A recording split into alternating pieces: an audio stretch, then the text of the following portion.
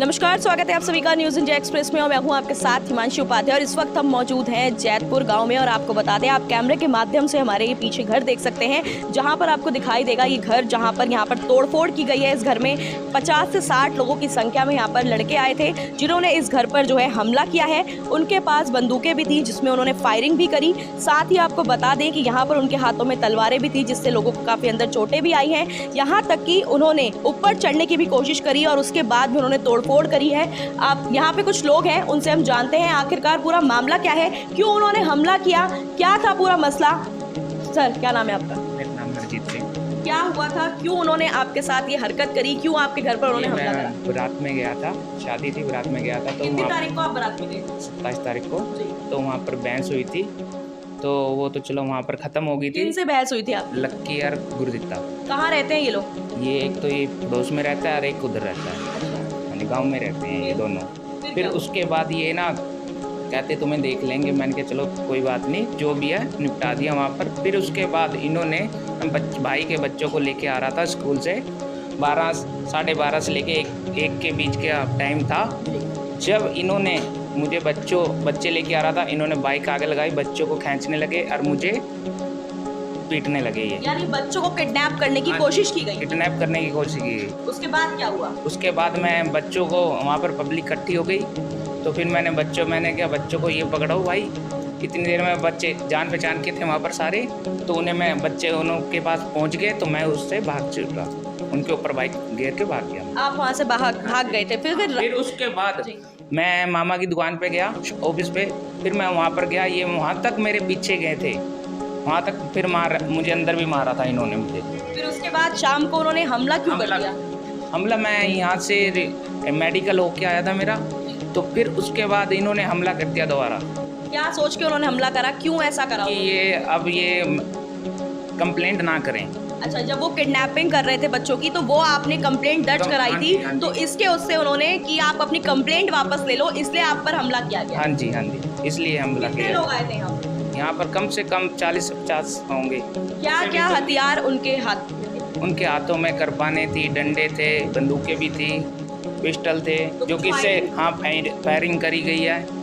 और कुछ तोड़फोड़ भी हुई है? बहुत सारी हो रखी है, देखो तो सही आप जाके एक बार।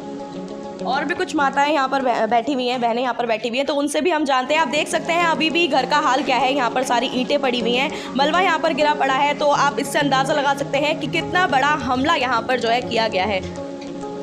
क्या नाम है माता जी? परमजीत कौर। क्या हुआ था यहाँ पर, पूरी घटना का बताएं। ये घटना, ये पहले तो उनके वहाँ वो शादी वाली लड़के ने बता दिया आपको, वो तो रफा दफा हो गई थी।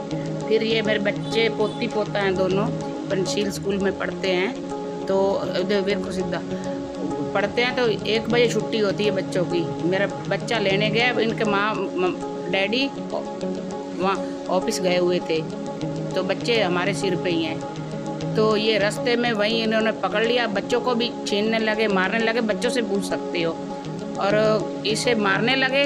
ये बच्चे वहाँ मार्केट वाले जान पहचान के थे इनके, इनने बच्चे भी वहीं छोड़ दिए और मोटरसाइकिल भी गिर दी और अपनी जान बचा के भाग गया। अपने मामा के ऑफिस में गया, वहाँ तक पीछे इसके मारने लगे हैं, वहाँ तक शीशा भी टूट गया ऑफिस में, और वहाँ तक डंडे भी मार रहे हैं। हमारे पास वीडियो भी है CCTV कैमरे की, आप देख सकते हो। हम कभी झूठ नहीं बोलेंगे, जो सच होगा वही बोलेंगे। हमने गुरु का नाम दे रखा है, झूठ नहीं बोलेंगे। मेरे बच्चों को खींच रहे थे, मेरे बच्चों से पूछ लो। बच्चा, क्या नाम है आपका? जसमीत कौर। आप स्कूल से आ रहे थे तो कोई आपको खींच रहा था? कौन था? कौन क्या था? लम्बे वाला रास्ते था, लम्बे वाला चाचू रुकी गई देसन मार रहे थे। चाचू को मार रहे थे? तो तुम्हें खींच रहे थे। तुम्हें खींच रहे थे? आप यही रहते हैं? क्या नहीं, मेरा नाम अमरजीत, मैं यही रहती हूँ और ये मेरा घर है। 1 महीना हुआ मेरे लड़के की शादी। जैसे ये मामा भांजा आए हैं हमारे घर में, तो ऐसे ही बस ये आए हैं, तो उधर से कुछ आदमी आए हैं और कुछ उधर से ऊपर चढ़ के ऊपर से तोड़ फोड़ करने लगे हैं। तब नीचे भाग के आई हूँ, मैं ऊपर थी उस टाइम। जैसे पत्थर मारने लगे हैं तो मैं नीचे भाग के आई हूँ, तो मैंने कहा क्या हो रहा है, तो मैंने आके गेट बंद कर लिया। गेट बंद करके मेरा बड़ा वाला लड़का है जो इसकी अभी शादी करी है इसकी इन्होंने, और मैंने गेट बंद कर लिया। और फिर मैं यहाँ पर आई हूँ तो मैंने सीढ़ी वाला गेट भी बंद कर लिया। जब तक ऊपर से मतलब पत्थर ही पत्थर बचने लगे, हमारी ऊपर की दीवार है वो सारी तोड़ दी। और उधर से किसी ने ब्लेड लगाया है यहाँ, पता नहीं क्या चीज़ थी, मुझे नहीं पता नहीं क्या चीज़ थी, तेज थी, यहाँ पर लगी है हमारे, देखिए यहाँ जी। तो जैसे ही हम घबरा से गए थे, ठीक है ना, पता नहीं उनका 9 आदमी तो मतलब मैन है और जो दूसरे उनके गैंग थी कम से कम 40-50 आदमी होंगे, जो गैंग हमारे गेट को इतनी ज़ोर से मतलब धक्के मार रहे थे बाहर से, और इतनी ज़ोर से गंदी गंदी गाली भी दे रहे थे तलवारों से डंडों से। और ऊपर आप मेरे साथ चलिए, मैं आपको दिखाती हूँ कितना हमारा सब कुछ ईंटें पत्थर जो भी है ऊपर ही सारा हो।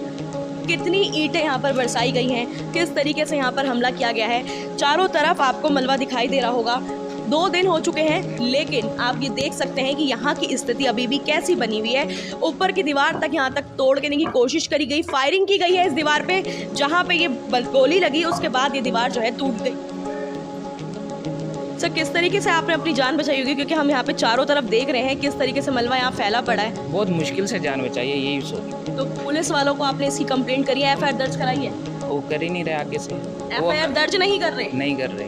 इतने बड़े केस में पुलिस वाले FIR दर्ज नहीं कर रहे, ये हो नहीं सकता। 2-3 बार हमें बुलाया गया है, 2 घंटे बिठा के 3 घंटे बिठा के वापसी भेज देते हैं। क्या कहते हैं? कहते हैं जी कोई बात नहीं, कर लेंगे, बस ये। 2 दिन से आपको सिर्फ आश्वासन दिया जा रहा है कि हम कंप्लेंट दर्ज कर लेंगे। हाँ जी। आप देख कुछ नहीं हो रहा, कुछ कार्रवाई नहीं हुई अभी तक। आप देख सकते हैं कि पुलिस वालों के पास जब सर, एक सवाल और पूछना चाहूंगी, क्या पुलिस वाले यहाँ पर जायजा करने भी नहीं आए? आए थे, आके थोड़ा बहुत करके चले गए हैं बस, उसके बाद नहीं आए हैं। यहाँ का जायजा करके जा चुके हैं? हाँ जी। उसके बाद आपकी कंप्लेंट भी नहीं हुई अभी तक नहीं है। तो आप देख सकते हैं कि यहाँ पर पुलिस प्रशासन के होते हुए उनकी नाक के नीचे इतना बड़ा कांड हो गया, लेकिन पुलिस वाले अभी भी मौन बनकर बैठे हैं। आखिरकार सबसे बड़ा सवाल पुलिस वालों पे उठता है, क्यों वो FIR दर्ज नहीं कर रहे? सबसे बड़ा सवाल यही उठता है। FIR दर्ज हो जानी चाहिए, ये बहुत बड़ा मामला है। 50 से 60 लोग यहाँ पर आकर हमला करके जाते हैं किसी पे, लेकिन पुलिस वाले इस पे एक्शन क्यों नहीं ले रहे? इस तरह की तमाम जानकारी के लिए जुड़े रहिए हमारे साथ। धन्यवाद।